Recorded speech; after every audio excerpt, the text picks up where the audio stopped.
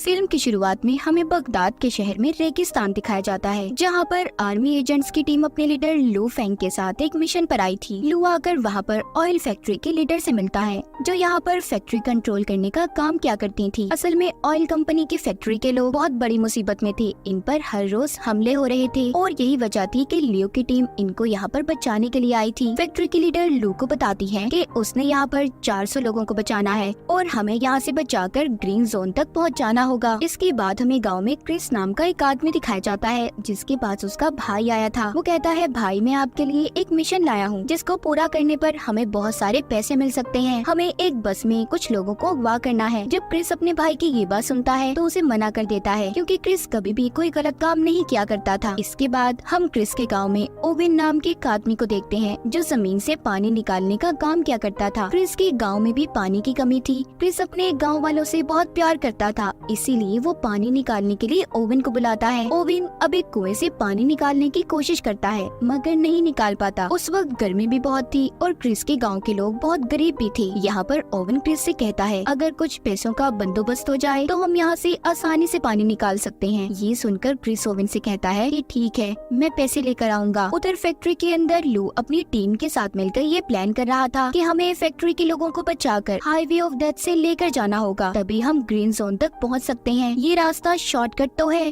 पर बहुत ज्यादा खतरनाक भी। इसके बाद यहाँ पर फैक्ट्री की लीडर सारे सिस्टम को लॉक करके एक पेन ड्राइव में महफूज करके अपने बैग में रख लेती है, ताकि सब कुछ उस ड्राइव में महफूज हो जाए और किसी को भी कोई खतरा ना हो। फिर वो अपना बैग अपनी एक असिस्टेंट को दे देती है। दरअसल फैक्ट्री के लीडर की असिस्टेंट लू की बेटी होती है। उसकी अपनी डैड यानी कि लू के साथ लड़ाई हुई थी, क्योंकि जब उसकी मॉम की मौत हुई तो लू उनके पास नहीं था। इसी वजह से लू की बेटी अपनी डैड से नाराज थी और नफरत किया करती थी। जिसके बाद सभी लोगों को बस में बिठाकर ग्रीन जोन की तरफ ले जाया जाता है। जल्द ही ये हाईवे ऑफ डेथ के पास पहुंच गए थे। वहाँ का मंजर देखकर लियो की बेटी डर गई थी, क्योंकि आज तक कोई वहाँ से जिंदा नहीं गया था। हर तरफ गाड़ियाँ ही गाड़ियाँ थी, जिनका एक्सीडेंट होने की वजह से बहुत बुरा हाल था। लियो अपनी टीम से चारों तरफ नजर रखने का कहता है और फिर अपनी बस को लेकर आगे बढ़ता है, मगर रास्ते में 2 गाड़ियाँ थी, जिसकी वजह से रास्ता रुका हुआ था। ये देखकर लू की बेटी कहती है, हमें बस को यहीं पर रोक देना चाहिए, मगर लू ऐसा करने के लिए तैयार नहीं था। वो कहता है, मैं जानता हूँ ये गाड़ियाँ क्यों खड़ी हैं और हम बस को यहाँ पर किसी कीमत पर नहीं रोक सकते। हमें हर हाल में यहाँ से निकलना होगा। तभी जब ये उस बस को गाड़ियों के पास लेकर जाता है तो एक जोरदार धमाका हुआ था, जिससे बस में बैठे सभी लोग बहुत ज्यादा डर जाते हैं। लू ने फिर भी अपनी बस को नहीं रोका था, वो चलता रहता है। दरअसल ये जितने भी बसेस थी एक खास किस्म के मटेरियल से बनाई गई थी, इसीलिए इन पर गोलियों और बॉम्ब्स का कोई असर नहीं हुआ था। लू अपनी बेटी को बताता है, ये गाड़ियों का बीच में खड़ा होना दरअसल हमें गुमराह करना था। अब जब ये आगे जाते हैं तो लू देखता है कि रेत का एक बहुत बड़ा तूफान इनकी तरफ बढ़ रहा है, मगर ये उस तूफान से भी नहीं घबराता और बस को लेकर आगे बढ़ता रहता है। तभी यहाँ पर क्रिस की टीम रेत के तूफान का फायदा उठाकर एक बस को हाईजैक कर लेती है, यानी कि उन्होंने उस बस को अपने कब्जे में ले लिया था। जैसा कि हमें पता है कि क्रिस को पैसों की जरूरत थी, इसीलिए वो ये काम कर रहा था। उसने अपने भाई की बात को मान लिया था। जब तूफान के रुक जाने के बाद ये सब अपनी बसेस को रोकते हैं तो लू को पता चलता है इनकी एक बस गायब थी, जिसमें ऑयल फैक्ट्री की लीडर भी थी। तब इसकी टीम में से लड़की बताती है, मैंने उसे दूसरी तरफ जाते हुए देखा है। लू अब यहाँ पर एक हेलीकॉप्टर को बुलाता है ताकि उस बस को जल्दी से ढूंढा जा सके। इस काम में लू की बेटी भी उसके साथ जाने का कहती है। लू हेलीकॉप्टर में अपनी बेटी को लेकर उस बस को ढूंढने निकल गया था। कुछ दूर जाने के बाद लू हेलीकॉप्टर से एक ट्रक को देखता है। अब इसे समझ आती है कि रेत का असल में कोई तूफान नहीं था, बल्कि दुश्मनों ने इस ट्रक की मदद से नकली तूफान बनाया था, ताकि वो हमारी बस को हाईजैक कर सकें। कुछ देर के बाद लू को अपनी बस नजर आ जाती है। राब्ता करने पर लू की टीम की लड़की उसे बताती है, उस बस में से अमेरिकन ने हमारे 5 लोगों को अगवा किया है, जिनमें ऑयल फैक्ट्री की लीडर भी थी। जिसके बाद लू अपनी टीम से दोबारा राब्ता करता है और बाकी के बसेस को ग्रीन जोन तक पहुंचाने का कहता है। इधर क्रिस भी अपने साथियों के साथ जब गाड़ी में बैठा आगे बढ़ रहा था तो ऊपर से लू अपने हेलीकॉप्टर से इन पर बॉम्ब गिराता है। क्रिस भी अपनी गाड़ी से निकलकर गन लेकर हेलीकॉप्टर पर हमला कर रहा था, जिससे हेलीकॉप्टर उनसे थोड़ा दूर हो जाता है। उसमें आग लग गई थी। क्रिस अपने भाई को अभी खंडर में लेकर आया था, जहाँ पर लाकर उससे पूछता है कि ये किसका मिशन है, मुझे सच सच बताओ जिसमें इतना ज्यादा खतरा है, हेलीकॉप्टर से हम पर बॉम्ब गिराई जा रही है। तभी वहाँ पर ओवेन आता है जो कि क्रिस का दोस्त था। कहता है कि ये मिशन सारा प्लान मेरा था, उसने ऑयल फैक्ट्री के लीडर को भी अगवा कर लिया था। इसका मकसद ऑयल कंपनी के सारे सिस्टम को हैक करके यानी कि अपने कंट्रोल में लाकर, जिससे इसे बहुत सारे पैसे मिलने वाले थे। ऑयल फैक्ट्री के लीडर को भी ये बात समझ आ गई थी कि वो ओवेन ही था जो इनकी फैक्ट्री पर हमले करवा रहा था, ताकि जब हम अपनी जगह बदलकर ग्रीन जोन की तरफ जाने लगे तो ये रास्ते में हमें अगवा कर ले। क्रिस यहाँ पर ओवेन से कहता है, तुम इतना बड़ा प्लान कैसे बना सकते हो, और मैं आगे अब इस प्लान में तुम्हारा साथ नहीं देने वाला, मुझे मेरे पैसे दो ताकि मैं यहाँ से जा सकूं। ओवेन कहता है, अभी कुछ और काम बाकी है, जिसके बाद तुम्हें तुम्हारे पैसे मिल जाएंगे। क्रिस का भाई भी यही कहता है कि अभी कुछ काम बाकी है, मगर क्रिस किसी की परवाह ना करते हुए कहता है कि अगले 2 घंटे के अंदर अंदर मुझे मेरे पैसे चाहिए। इतना कहकर वो वहाँ से चला गया था। क्रिस के जाने के बाद उसका भाई ओवेन से कहता है कि हमें अब उसके बगैर ही काम करना होगा, मगर ओवेन यहाँ पर उसके साथ गद्दारी करता है।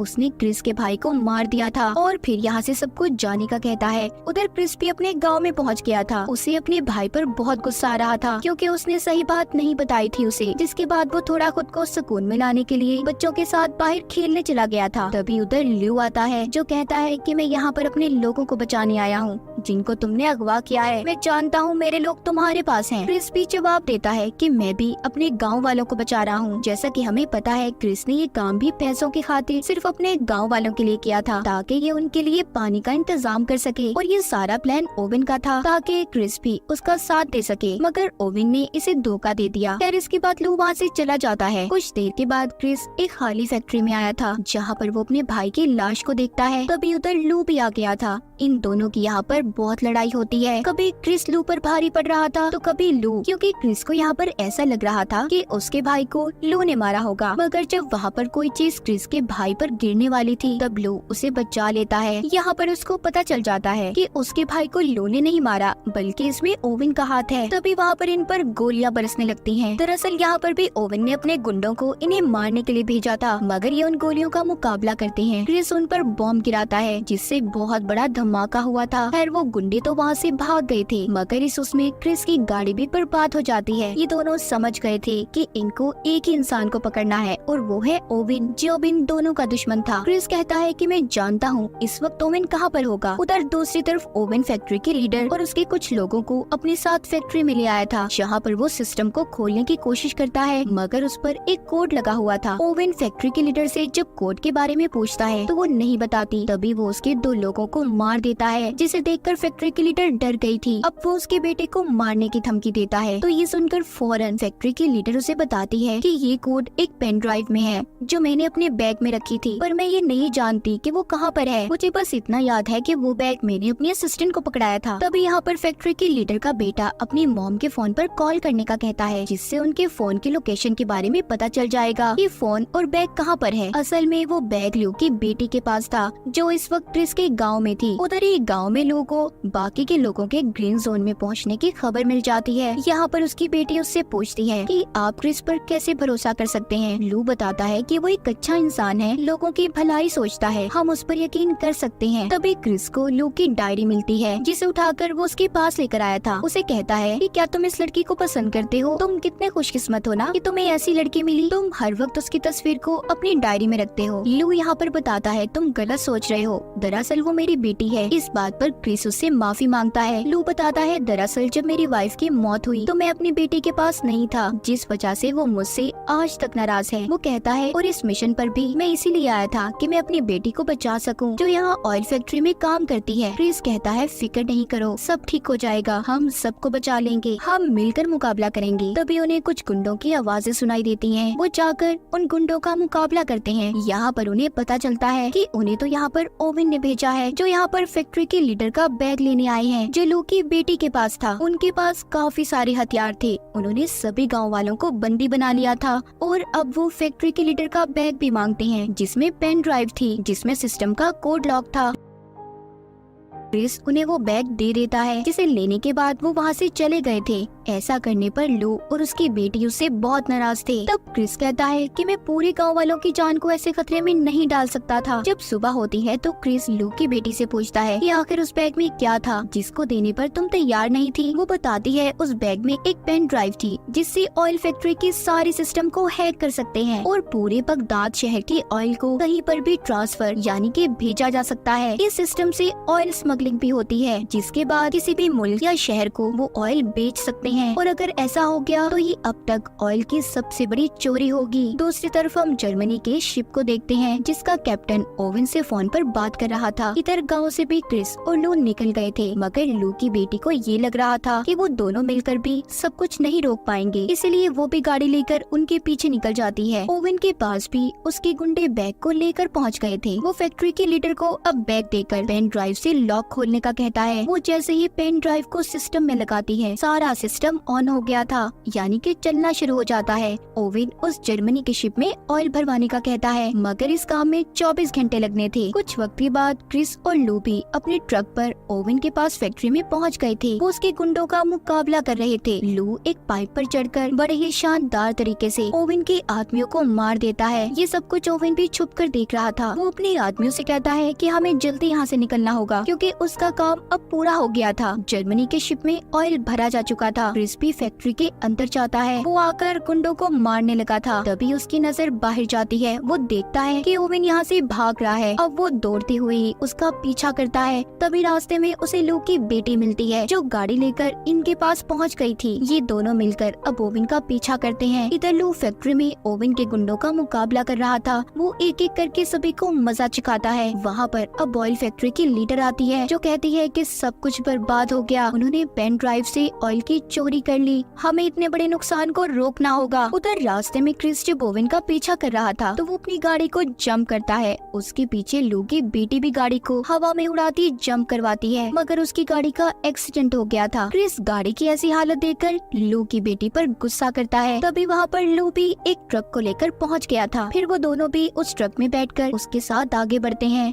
क्रिस लू को ओवन तक पहुँचने का शॉर्टकट रास्ता बताता है। फिर ये उस ट्रक से रॉकेट लॉन्चर छोड़ने लगते हैं। दरअसल ये वही ट्रक था जिससे नकली तूफान को बस को हाईजैक करने के लिए बनाया गया था। क्रिस अब ओवन तक पहुँच जाता है। वो तेजी से लाकर अपने ट्रक को उसके ट्रक में दे मारता है जिससे जोरदार धमाके होते हैं। ओवन की गाड़ी दूर जाकर गिरी थी। ओवन काफी जख्मी हो चुका था। वो जब क्रिस को देखता है तो अपनी गाड़ी को लेकर वहाँ से भाग जाता है। लू ने वापस क्रिस को अपने ट्रक में बुला लिया था। क्रिस अब ट्रक से लटक गया था। वो रॉकेट लॉन्चर की स्पीड से ओवन की गाड़ी के पास आ जाते हैं जिसकी वजह से उनका ट्रक भी काबू हो गया था। वो एक रस्सी को ओवन की गाड़ी से बांधकर अपने ट्रक को खाई में गिरा देते हैं और खुद उस रस्सी के सहारे लटक गए थे। ये देखकर ओवन उन पर हंस रहा था मगर गाड़ी पर वजन ज्यादा होने की वजह से ओवन की गाड़ी भी खाई में गिर जाती है। लू ने उस रस्सी को छोड़ दिया था। वो अपनी बेटी के साथ एक पत्थर पर जाकर गिरता है और ओवन अपनी गाड़ी के साथ खाई में गिरकर मर गया था। यहाँ पर लू और उसकी बेटी तो बच चुके थे। ये दोनों देखते हैं कि इन्हें क्रिस कहीं पर नजर नहीं आ रहा। ये समझते हैं कि क्रिस मर गया। तभी लू की बेटी की नजर उसकी डायरी पर पड़ती है। जब वो देखती है तो उसमें उसकी और उसकी मॉम की तस्वीर थी। लू बताता है कि मैं तुमसे और तुम्हारी मॉम से बहुत प्यार करता था। मैं कभी तुम्हें अलग करना नहीं चाहता था। ये सुनकर लू की बेटी उसके गले लग गई थी। तभी लू के पाँव को नीचे से क्रिस पकड़ लेता है जो अभी भी जिंदा था। ये दोनों उसे ऊपर खींच लेते हैं। तीनों तो बच गए थे मगर अब ये सोचते हैं कि यहाँ से कैसे निकलेंगे। तब लू के दिमाग में एक आइडिया आता है। वो कहता है कि हमें यहाँ पर बहुत जोर से शोर मचाना चाहिए ताकि कोई इनकी मदद कर सके। कुछ वक्त के बाद दिखाया जाता है इन्होंने जर्मन के उस शिप को भी पकड़ लिया था जिसको ओवन ने ऑयल बेचा था। क्रिस के गाँव में भी पानी आना शुरू हो जाता है। ये काम क्रिस और लू ने मिलकर किया था। सब गाँव वाले बहुत खुश थे। फिर लू की टीम उसके पास आकर अगले मिशन के बारे में पूछती है। तब क्रिस भी उससे ये वादा करता है कि हर मिशन में वो उसका साथ देगा। और इसी के साथ इस फिल्म की कहानी यहीं पर खत्म हो जाती है।